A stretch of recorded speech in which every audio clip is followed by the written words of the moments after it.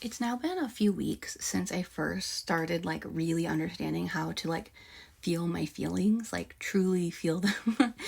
And even though it's only been a few weeks, it feels so like such a significant change. And for me, there were like multiple states that I used to really get stuck in. One of which was dissociation.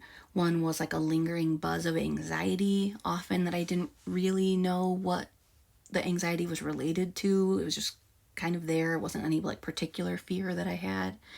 And then sometimes kind of like a low level depression or like an apathy where it's just kind of hard to feel motivated and just kind of feel like a low level of sadness, but more just like everything is taking so much energy and yeah, like just kind of like a heaviness.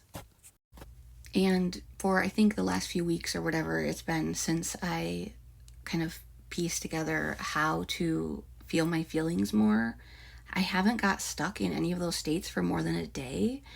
And even the ones that were like a full day, it was because I kind of tried to feel my feelings and then got triggered and like pulled away from trying to feel my feelings for a bit. So I think even then it was kind of on me. It was just that I was struggling to find a window of tolerance where I could address the thing without triggering myself worse.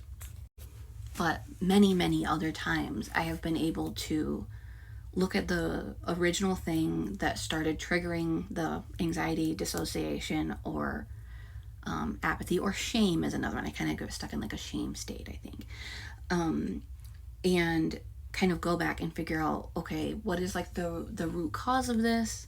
What is the emotion that I kind of should be feeling but that I didn't feel or couldn't fully let myself feel, which for me is almost always anger or sadness.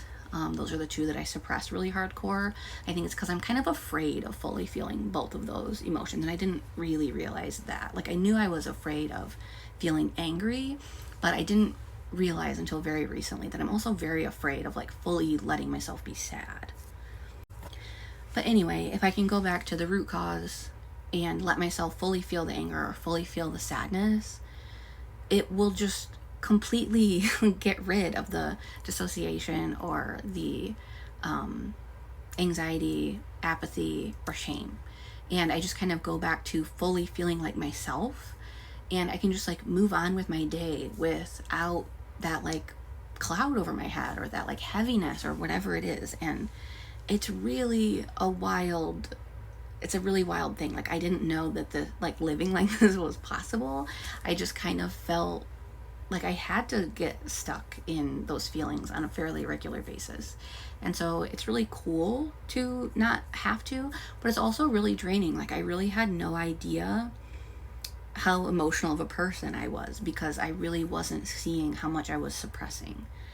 And it's draining to like let yourself get fully emotional, but I think it's definitely less draining to like let yourself fully feel your feeling for a couple of minutes rather than having that like those lingering feelings, because those drain you. It's just a much slower drain.